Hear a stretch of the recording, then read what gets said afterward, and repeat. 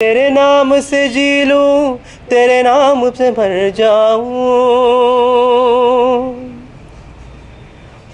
तेरे नाम से जी लूं, तेरे नाम से मर जाऊं, तेरी जान के सदके मैं कुछ ऐसा कर जाऊं। तूने क्या कर डाला, मर गई मैं, मिट गई मैं, हो रही हाँ जी हो गई मैं। तेरी दीवानी दीवानी, तेरी दीवानी दीवानी, तेरी दीवानी दीवानी। नमस्कार, एमपी लाइव न्यूज़ से मैं अटल शुक्ला। सीधी बात खास मुलाकात में आज हमारे बीच एक और बिंद के होनहार सिंगर हैं जिनका नाम है हार्दिक प्रणामी। अगर हम हार्दिक प्रणामी की बात करें तो ये राष्ट्रीय स्तर के ख्याति प्राप्त सिंगर सुरेश वाडेकर जैसे बड़े गुरुओं के सानिध्य में रहकर इन्होंने संगीत की शिक्षा ली और लगातार कई सालों तक मुंबई में रहें और कई लोगों के संपर्क में आकर, बड़े लोगों के संपर्क में आकर जो देश के ख्याति प्राप्त सिंगर थे उनके सानिध्य में इन्होंने संगीत की शिक्षा ली।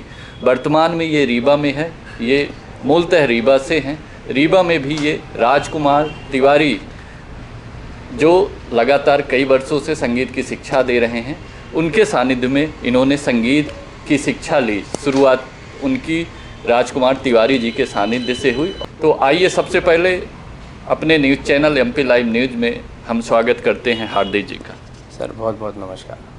हार्दिक जी, ये बताइए कि आपकी जो संगीत की यात्रा है कहाँ से और कैसे शुरू हुई और कब लगा आपको कि हाँ मुझे संगीत सीखना चाहिए और संगीत के क्षेत्र में मैं बहुत कुछ कर सकता।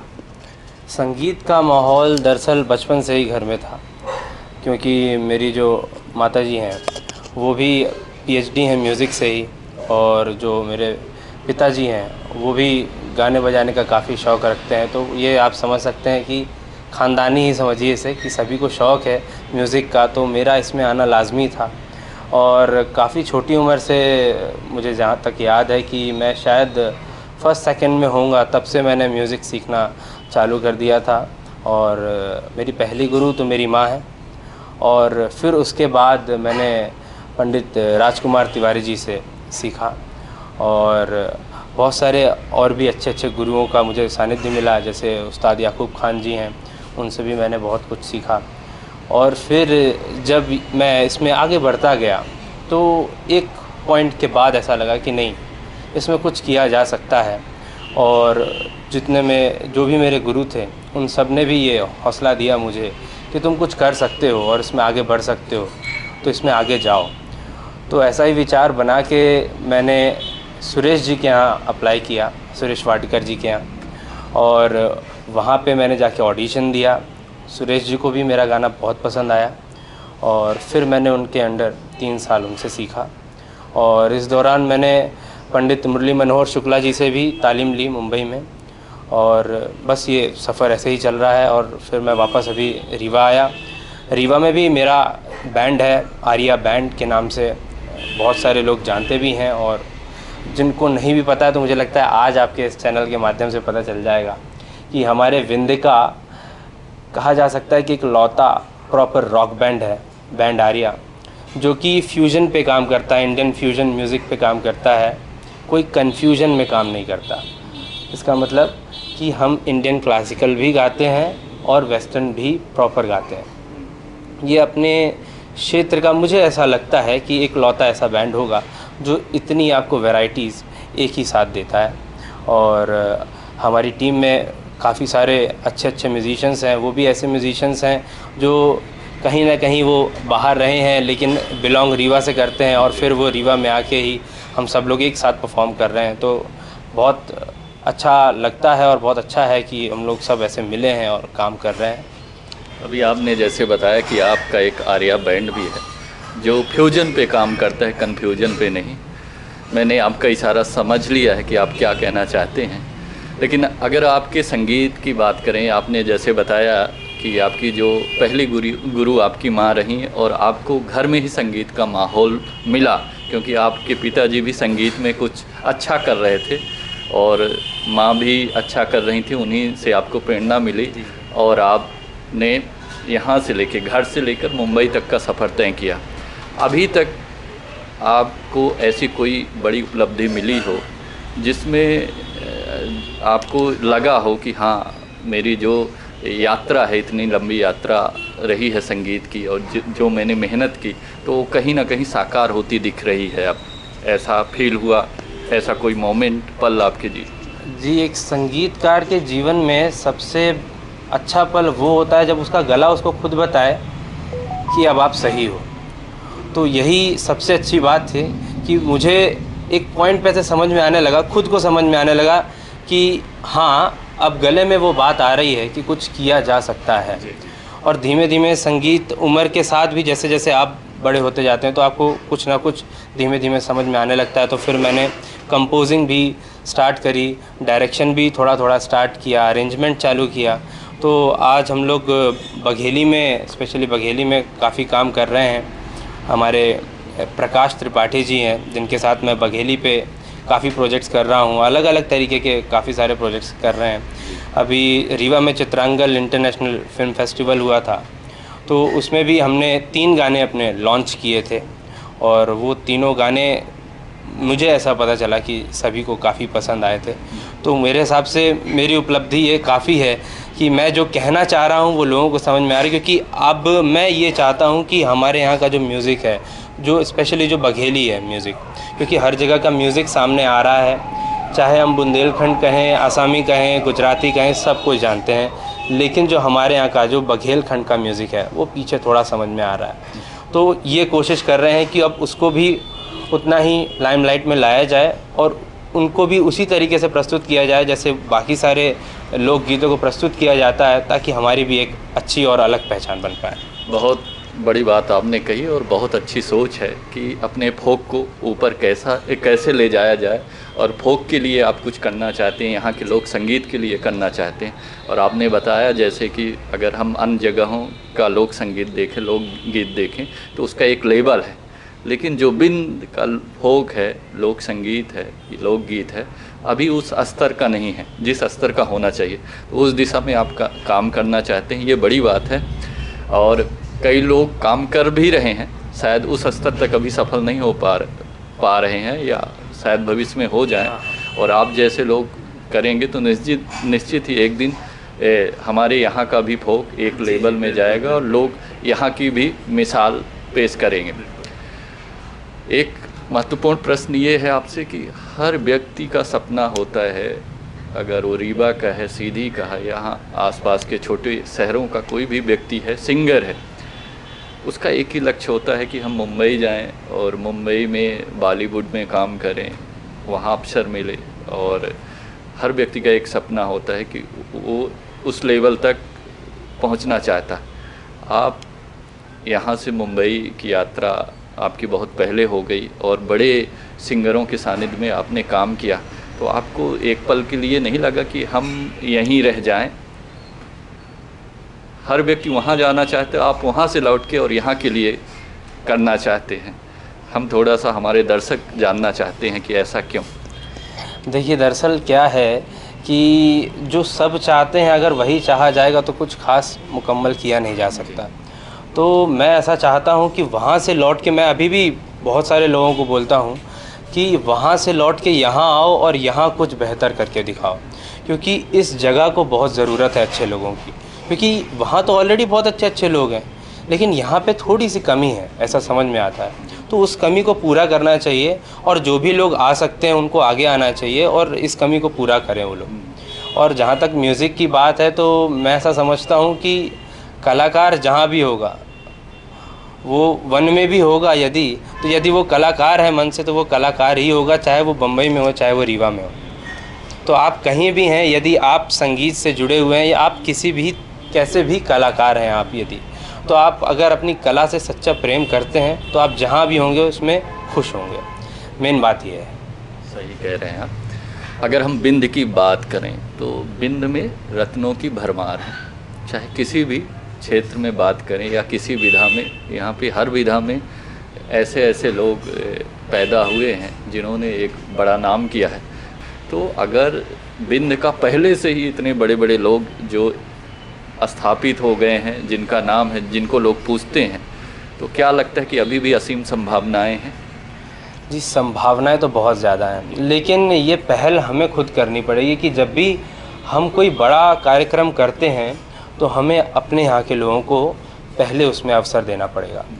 हमारी ये कोशिश हमेशा रहती है, जैसे मैं देखता हूँ कि यहाँ विंध्य महोत्सव भी होता है, तो उसमें हम बड़े बड़े आर्टिस्ट को तो देखते हैं, लेकिन ये भी देखना चाहिए कि हम उन बड़े आर्टिस्ट, क्योंकि क्या होता है कि पब्लिक जब आती है तो पब्लिक को तो पता है कि भाई सोनू निगम जी आ रहे हैं या फिर बहुत सारे लोग आए हैं आज तक गाने के लिए, तो वो उनको देखने जाते हैं। लेकिन यदि आप उनके पहले ही अपने एक रीजनल आर्टिस्ट को अगर आप मंच दे दोगे तो वो जो पूरी पब्लिक है वो उसको भी सुनेगी और उसको समझ में आएगा कि नहीं, हमारे यहाँ के लोगों में भी उतना ही दम है जितना बाहर के लोगों में दम है। बात ये है कि सब छुपा हुआ है, बाहर जाहिर नहीं हो पा रहा है। आपने बहुत बड़ी बात की, जो दिखता है वही बिकता है। और सरकार, या हम कहें कि मध्य प्रदेश सरकार बिंद महोत्सव का आयोजन कराती है और एक बड़े लेवल पे कराती है और करोड़ों रुपए खर्च भी होते हैं, लेकिन बिंद महोत्सव का मतलब ये होना चाहिए कि बिंद के जो छुपे हुए कलाकार हैं उनको एक मंच मिलना चाहिए और वो अपनी प्रस्तुति दें, उन्हीं का प्रोत्साहन मिलना चाहिए। तो सरकार गलत ट्रैक पे बड़े बड़े कलाकारों को बुलाती है, उनको काफ़ी पैसा दे के, और वो 2 घंटे का शो करके चले जाते हैं। तो ये जो कल्चर है ये बदलना चाहिए। इससे आप सहमत हैं कि नहीं? नहीं, ये नहीं कहा जा सकता कि उन बड़े कलाकारों, क्योंकि वो जब मंच पे आते हैं तो हम सबको बहुत कुछ सीखने मिलता है कि परफॉर्म कैसे करना होता है। लेकिन उनके पहले यहाँ के लोगों को भी अवसर मिलना चाहिए। बस बात यही है कि उनके पहले आप एक अवसर यहाँ के लोकल, जो यहाँ के जो कलाकार हैं उनको ज़रूर दीजिए, क्योंकि क्राउड उनको सुनने आती है। अगर उसी मंच में हम यहाँ के लोकल कलाकार 1-2 को अगर वहाँ पे मंच दे दें, उनकी प्रस्तुति करा दें, तो उनको भी लोग जानेंगे। बिल्कुल बिल्कुल, बस मेरा तो यही प्रस्ताव ही यही है मेरा कि जब भी ये कोई ऐसे बड़े कार्यक्रम हों तो हम लोकल जो कलाकार हैं उनको ना भूलें, क्योंकि जो हर समय हमारे साथ रहते हैं वो हमारे लोकल कलाकार ही हैं, तो उनको आगे बढ़ाना बहुत ज़रूरी है। हमको यहाँ से लोगों को आगे बढ़ाना है, वहाँ जो आगे बढ़े हुए हैं वो तो हैं ही ऑलरेडी, लेकिन हमें अपने क्षेत्र को आगे बढ़ाना और उसके लिए हमें ये करना ही होगा। अब हम आते हैं अपने क्षेत्र और बघेली जो हमारी बोली है, और जैसे हम अगर बात करें कि भोजपुरी एक इंडस्ट्री के रूप में पूरे देश में स्थापित हो गई, छत्तीसगढ़ में बात करें तो उनकी एक अलग इंडस्ट्री है, अगर हम साउथ की बात करें तो एक अलग इंडस्ट्री है, लेकिन हमारे पास भी बहुत सारे रिसोर्सेज हैं और बघेली में भी कई नए कलाकार हैं जो युवा कलाकार हैं, बहुत अच्छा काम कर रहे हैं। अगर हम लोक संगीत की बात करें या हम यूट्यूब प्लेटफार्म में आज कई सोशल प्लेटफार्म हो गए हैं जो जिनको मंच नहीं मिलता था, एक्सप्रेस करने का कोई साधन नहीं था, तो आज एक सोशल प्लेटफार्म भी लोगों को एक्सप्रेस करने के लिए मदद कर रहा है। और हमने देखा कि बघेली में कई शॉर्ट मूवीज़ बन रही हैं, कई सीरियल बन रहे हैं, कई मूवियाँ भी बन रही हैं और लोग काम कर रहे हैं। अब वो अच्छा कर रहे हैं या उस स्तर का नहीं कर पा रहे हैं, शायद वो उतने ट्रेंड नहीं थे या उन्होंने शिक्षा नहीं ली थी, बेसिक शिक्षा, लेकिन वो प्रयास है उनका। तो अगर जो सधे हुए लोग हैं, संगीत के साधक हैं, अगर वो उनका रुझान इस तरफ हो जाए तो जो हमारी बघेली है, बघेली संगीत है, लोक संगीत है, तो ये एक बहुत बड़े लेवल पे जा सकता है। और मुझे विश्वास है कि अगर निरंतर काम होता रहा तो एक दिन बघेली इंडस्ट्री भी स्थापित हो सकती है। आपकी क्या राय? जी हाँ, बिल्कुल, और इसी डायरेक्शन में ही हम काम कर रहे हैं, क्योंकि अब हम ये चाहते हैं कि यहाँ के म्यूज़िक को भी उतना ही इम्पोर्टेंस मिले, जैसे आप बता रहे हैं कि भोजपुरी है या फिर बुंदेली है, ये सारे म्यूज़िक यहाँ का जो लोकगीत है वो एक अच्छे लेवल पे पहुँच चुका है, इंडस्ट्री लेवल पे जा चुका है, लेकिन हम अभी भी छुपे हुए हैं, क्योंकि हम कुछ खास हैं इसलिए छुपे हुए हैं। और जब हम आएंगे आगे तो आप देखिएगा कि सिर्फ हम दिखाई देंगे। ये मैं मेरी नहीं, हमारे पूरे क्षेत्र की बात कर रहा हूँ कि ये बघेलखंड में इतना पोटेंशियल है, इतना पोटेंशियल है कि अगर ये एक बार अपने पे आ जाए तो फिर और कोई नहीं दिखने वाला, सिर्फ बघेलखंड दिखेगा। हार्दिक जी, आपके अंदर भी बहुत ज़्यादा पोटेंशियल है। मुझे तो अभी सुनने का अवसर नहीं मिला, लेकिन कई लोगों ने आपके बारे में बताया, जो आपको सुना है, समझा है। तो हमारे दर्शक भी आपको सुनना चाहते हैं। अगर 2-4 लाइन, अगर 2 मुखड़े और अंतरे सुना दे तो हमारे दर्शक भी। जी हाँ, बिल्कुल। अभी बल्कि मैं अभी जो हमने गाना लॉन्च किया, स्पेशली जो रीवा के लिए हमने लॉन्च किया, क्योंकि जब मैं बाहर था तो मैं मेरे शहर को बहुत मिस करता था, बहुत मिस करता था। और जब ये प्रोजेक्ट मेरे सामने प्रकाश जी ने लाया, क्योंकि ये गाना जो लिखा तो उसमें उनका बहुत बड़ा रोल था। और फिर क्योंकि स्थाई जो लिखी वो उनने लिखी, फिर अंतरा मैंने लिखने की कोशिश करी है कुछ लाइन्स। तो जब ये प्रोजेक्ट सामने आया तो मैं इमोशनल हो गया और मैं बोला यार ये तो करना ही है, और ये गाना मुझे बहुत अच्छा लगा। तो आप लोग को भी वही गाना सुनाता हूँ जो अभी हाल ही में हमने लॉन्च किया है। कंपोजिशन मैंने करने की कोशिश करी है और आशा करता हूँ आप सबको अच्छा लगेगा।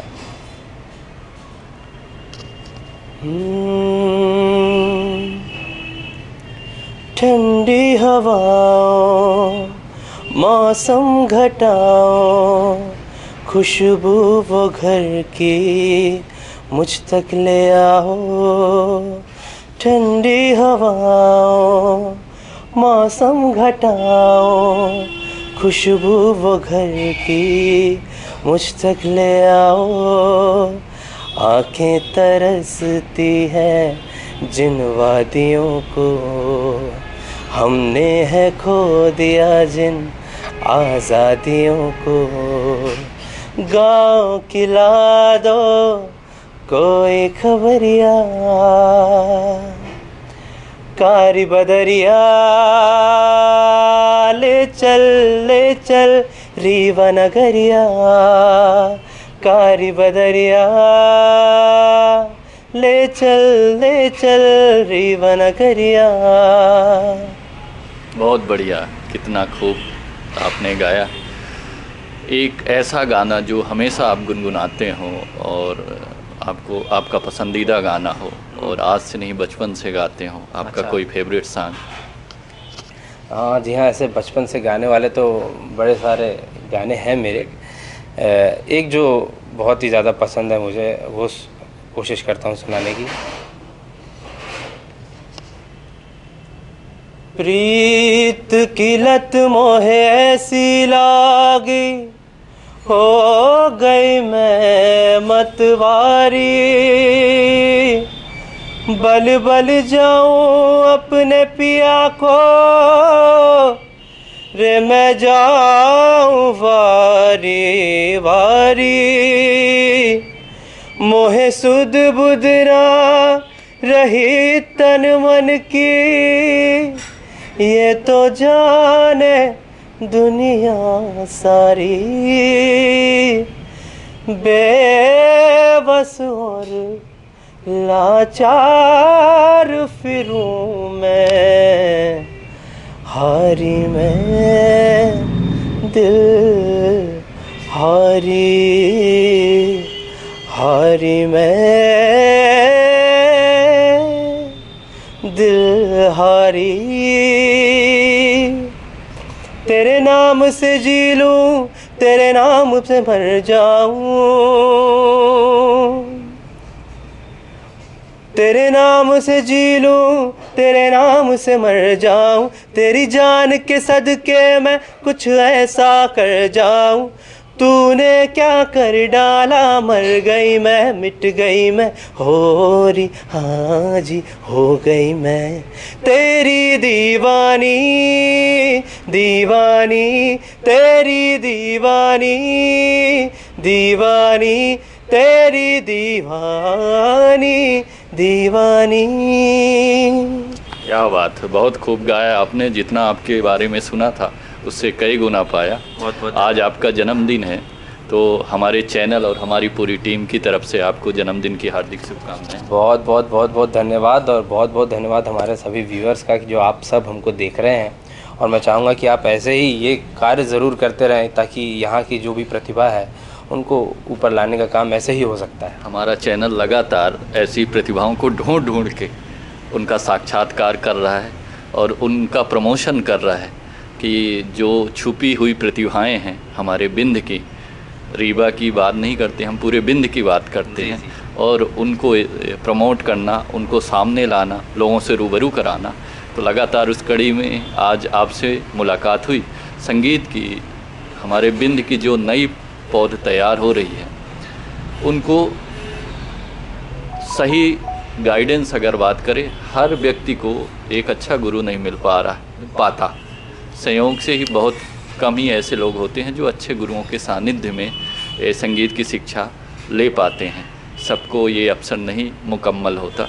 तो मैं चाहता हूँ कि ऐसे भी लोग हैं जो जिनके पास कोई गुरु नहीं है, वो सिर्फ संगीत की साधना कर रहे हैं, रियाज कर रहे हैं, ऐसे लोगों को आप क्या सीख देंगे? देखिए, सबसे बड़ा गुरु तो रियाज़ ही है, क्योंकि रियाज़ ही गुरु होता है। तो यदि आप रियाज़ कर रहे हैं, लेकिन सही तरीके से रियाज़ करना भी उतना ही इम्पोर्टेंट है।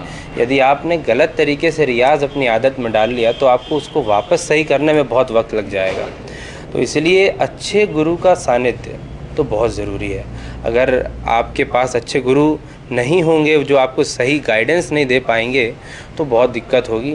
और मेरे हिसाब से हमारे क्षेत्र में ऐसे पर्याप्त गुरु हैं हमारे पास जो आपको बहुत अच्छा गाइड कर सकते हैं, और आपको ये इंटरनेट वगैरह की कोई ज़रूरत नहीं पड़ेगी सीखने की। आप यहाँ पे रह के ही बहुत अच्छा सीख सकते हैं। मैंने भी यहीं पे रह के जो मेजर मैंने सीखा है वो पूरा यहीं पे रह के सीखा है, और मैं इतना समझ पाया हूँ क्योंकि मैं बाहर भी गया हूँ, वहाँ पे भी मैंने बहुत कुछ देखा।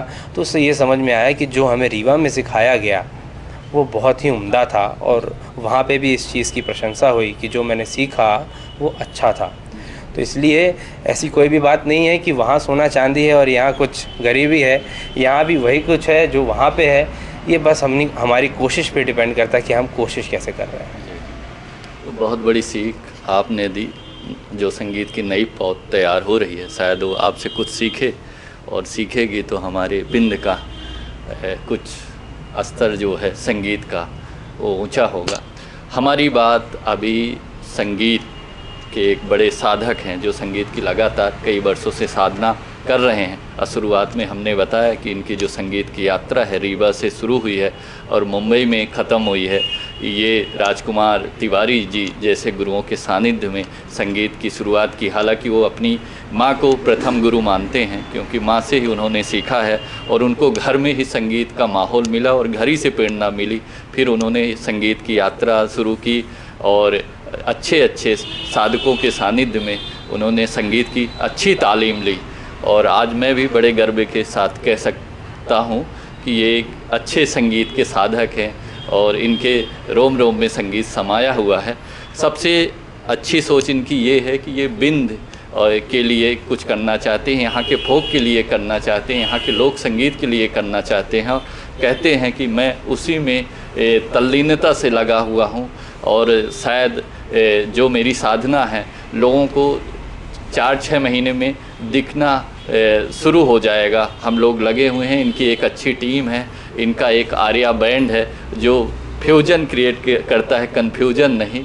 तो लगातार ये कई माध्यमों से संगीत की सेवा कर रहे हैं और हम ईश्वर से प्रार्थना करते हैं, चूँकि आज इनका जन्मदिन है, तो ये और ऊंचाइयों में जाएं और हमारे बिंद का, हमारे रीवा का नाम रोशन करें। हम समय समय पर इनका साक्षात्कार लेते रहेंगे। अगर ये कुछ नया करेंगे तो फिर हम इनके पास आके आपको रूबरू कराते रहेंगे।